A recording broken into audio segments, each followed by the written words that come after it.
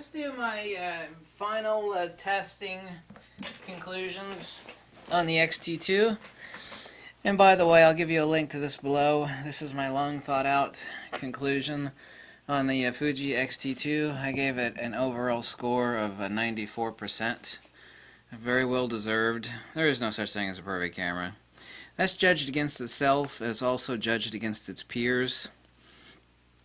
First off, there's a large photography board, which is owned by Amazon, by the way. I won't name this largest photography forum board in the world. It just got done doing a review on the X-T2, but needless to say, the conclusions there are specious or wrong. So let me point out some of the horrible inconsistencies on that particular website's conclusions on the X-T2, and they gave it a final score, I think, of 86%. Which is very high, but it certainly didn't deserve that. It deserved a lot higher. Let me tell you what these people do. They don't own these cameras. They test a camera for a week or two, and yeah. Additionally so, okay, they don't own a production level camera. They even said in their own review, though our X-T2 is a pre-production model, well, that kind of precludes a real test of the X-T2. I have no idea what firmware they're running. There's only one firmware for the production X-T2, so they weren't even testing a production X-T2. The other thing that they kept making a mistake on is they kept getting confused about the different ways to set the autofocus for the camera, but specificity is what leads to higher strike rate and keeper rate on autofocus tracking. They said stuff like, however, if you end up constantly having to test which preset to use, they're talking about the fact that there's 5 different things to set on the Fuji X-T2. There is a custom setting, which you know about. You have 5 different custom settings. There is an area mode that you need to set. You need to set whether it's single mode or zone mode for autofocus tracking. You need to turn the boost lever on, obviously, for reduced flicker rate and higher, better autofocus tracking, which is, I think it's an 18% increase. You also need to make sure you choose between single or continuous autofocus tracking on the front of the camera. So you have 5 different things there. Now, if somebody owns the camera, unlike these people that just borrow it, and what they do is they test it for a few hours every day for a few weeks, and then they write a review. They never really get really comfortable with it, and what they're doing here is they're complaining about the fact that, oh, you got custom set, area set, zone set, and then boost, and it's like it's too much for their brains to wrap around. And so what they're doing is they're complaining about something that is their own personal issue. It means they don't own the camera, they're not invested in the camera, they never truly learned to get comfortable with it. Anybody that owns the camera would get comfortable with it using it on a daily basis for 2+ weeks.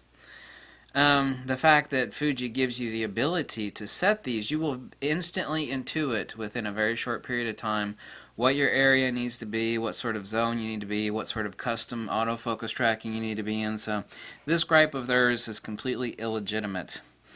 So they go on to say, as such, you'll only experience the camera's full performance with a select subset of the system's lenses. What they're talking about is the fact that Fuji has some older lenses, like the 2314, the 27. Well, hell, that's no different than Nikon. I've told people about this, since day one, hundreds of times. I mean, if you stick a modern, take a modern Nikon D500, for example, you stick an old screw drive lens on there, the autofocus, it ain't too fast. Fuji has their own version of these older lenses. Those would be the 35-1.4, the 23-1.4, definitely the 27mm. The 27mm 2.8, the pancake lens, the 60mm f2.4, the macro lens, slow, definitely slow. So they're talking about, that's no different than any other camera company. You have different grades of autofocus. So that they're bitching about something that Nikon says. So that needs to be eliminated out as a gripe as well. Any camera company's been making lenses for a while. They have different grades of lenses, like the Nikon, Fuji's newest 90mm. It has a quad linear motor in it. When you slap that on the X-T2, that bitch goes bam! Autofocus is nearly instant. It is fast. And it's certainly not faster than Fuji's 4 or 5. Yeah, I mean, this thing has 5 lenses, right? 23-1.4. The 14mm 2.8 is not too fast. The 27 is really slow. The 60mm 2.8 is slow. Those are Fuji's older, slower lenses. They're not as fast on the, they're faster on the X-T2, but they're not blazing fast. They're also very noisy. So they're definitely inappropriate for video recording. That's not a gripe. Nikon has the exact same issue, if you want to call it an issue. The other things that they complain about, subject tracking, autofocus performance, phase detection. Yeah, choice of auto ISO presets more complex than necessary. That's completely a lie. Limited control over autofocus in video mode. Now that's a lie, especially because I showed you a few days ago a trick of how if you set the area for movie recording and then you set it for continuous autofocus, you can actually use your joystick and very easily have total and complete control over autofocus and video recording. So that's an invalid gripe of theirs. The build quality they're really wrong on. I've repaired more cameras and owned more cameras than all of these people combined. They give it like an 8 out of 10 on build quality. It's total BS. The build quality on the X-T2, not only is it made in Japan with magnesium chassis, the build quality is right at a 10 out of 10. It is. It's like a miniature D3 as far as rugged reliability and quality of manufacture. So that premise of theirs is absolute nonsense. Where else do they grade it low? JPEG quality, they kind of give it a low rating, like a 7 or 7.5 here on their barcode scale for a JPEG. Even the people that hate Fujifilm for whatever reason, they even admit that Fuji's got the best JPEG, so that's completely dead wrong. The JPEG quality is a 10 out of 10. I'm not a JPEG shooter, but if you are a JPEG shooter, Fuji's are the best. So the fact that they give that like a 7, I mean, that they're crazy. The performance, they also give it like a 7. Absolutely crazy. It's already known for a fact that the autofocus tracking beats the the A6300. Connectivity, they give it like a 6 compared to the D5. I mean, the connectivity with the iPhone application, the Fujifilm application for iOS is excellent. It works excellently. So that is absolute nonsense. One of the worst things. And then they give it a value of like 7.5 right down here. I mean, they're crazy. This camera, all the experts of Fuji, before this camera came out, we were all expecting it to be a lot higher, like $1,800 minimum. The value on this camera is a 10 out of 10. It is. It's made better. It's made in Japan. It's more durable. It's more intuitive. It's more simplex.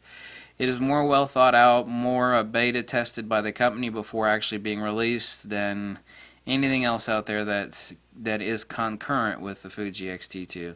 So that conclusion of theirs is absolute bunk. They say this camera is good for a jack of all trades with hands-on ergonomics and excellent image quality. Well, that's true. Now this statement is absolute asinine nonsense. It's not good for professionals who need to depend absolutely on the autofocus system. Are they smoking crack?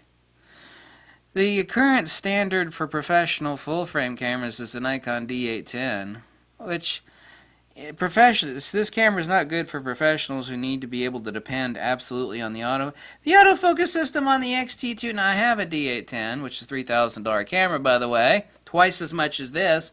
The autofocus system isn't even 1/6 as fast or as good as the X-T2, so this statement is BS. Now, if they were to say, not so good for hardcore sports, action, and wildlife shooters, because Fuji doesn't have any gigantic honking glass, then that would have been a valid statement. That is an accurate statement. But that's not what they said. They said, well, it's not good for professionals who need to be able to depend absolutely on the autofocus system. What the hell are they smoking? That's a BS statement. It's unquantified. It's not even qualified, much less quantified. They're 86%. Obviously, is a high rating. But it really does deserve about a 94. I mean, I went over this and over this. This is it measured against itself as far as what it is, as well as its contemporaries. This camera's a 94%. And that's how I graded it, going over and over and over it again. And I've got a list of, I can't remember how many criteria over here, 24 or something like that. This is a scoring out of 10. So this review, the people that reviewed this, they don't own the camera for one. They were testing a pre-production model. By their own admission, they were testing a pre-production model. They were lazy in the testing. They didn't own the camera. It's like, it's another camera to test. We'll mess with it a few hours every day, and then we'll write our review. That's not the way you do a proper review. They were mainly complaining about the fact that there's so many different things to set for autofocus. Custom, the area, the zone, whether it's in boost mode or not, whether it's in single or continuous. Anybody that gets familiar with this camera will be totally subconsciously aware of what the hell to set it at in a heartbeat. They themselves admitted they had to call Fuji, and Fuji basically told them, you ain't setting your autofocus correctly. And then they said in the article, oh yeah, we changed it, Fuji was right. So they never got comfortable with the camera. So their review is biased, unfinished, unpolished, and untrustworthy. I'll trust somebody. Listen, Fuji isn't giving me anything. You don't see me hot linking or giving any affiliate links to go buy Fuji stuff. Fuji isn't giving me anything, so I own a pair of these, and everybody knows, even the people that hate me, that if I'm free to open attack Fuji or Nikon. Been using and owning Nikon now for ages. I've openly attacked Nikon for a lot of the stupid stuff they've done, especially lately, even though I love them to death. And I've attacked Fuji for the very few stupid things that they've done recently. They never should have gone with METs for their speed light. Even their own shooter, Zach Arias, wrote like a year plus ago. He had inside information that Fuji was going to be using METs for the speed light, and even Zach Arias on his own Dead Pixel website, in not so many words, different words, he basically said that was a boneheaded idea. He didn't use those words, but that's essentially what he said. And he's right about that. Fuji should not have used METs to make their speed light. Should not have. It is no big deal to me. I mean, I use this thing with Nikon speed lights, and I'm using right now a TTL Nissan speed light. When Fuji comes out with their TTL speed light and it's been perfected, and it doesn't overheat, I'll buy one. I'm sure it'll work fine at that point. However, it will be a METs, and the price on it, it's a little too bulky, and it's a little too ugly, and they should have placed radio triggers inside there instead of optical triggers for remote triggering. That was not a smart idea. Not a smart idea. It's no big deal.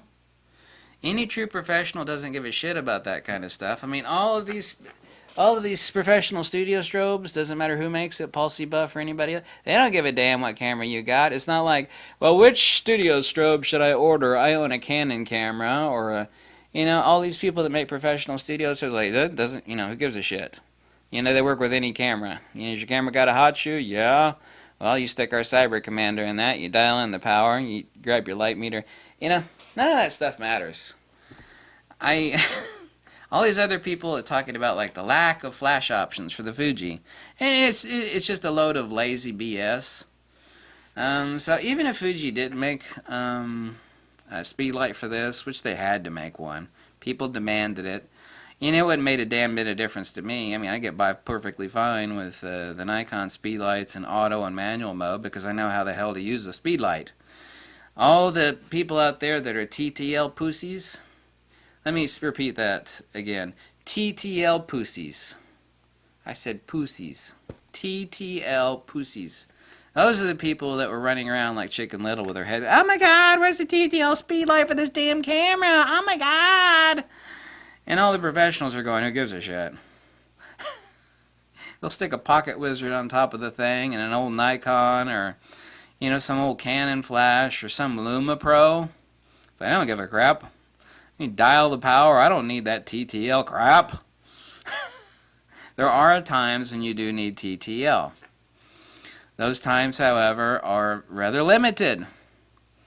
You need it if you're a news photographer or paparazzi, or you're covering an event, or like a wedding reception, or like a crowd, a protest, where you know, adjusting your lighting, you know, you've missed the moment. Once you miss the moment, you missed it. And therein is TTL is useful. But we're really talking about less than 15% of photography. The rest of it, you don't need TTL. You just don't. So TTL is useful. It is necessary in many cases, but generally speaking, it's not. So anyway, that's my score on the Fuji X-T2 after 1 month. You know, I've uploaded all these training videos on the X-T2. I've even made a playlist of training videos. So you know I've extensively tested the damn camera. I got 2 of them. I paid for them. Nobody gave them to me. Fuji doesn't give me a damn thing. So I give it a 94%. Whether you buy it or you don't buy it, ha ha ha ha, I don't make a dime either way. Oh my. Thank you.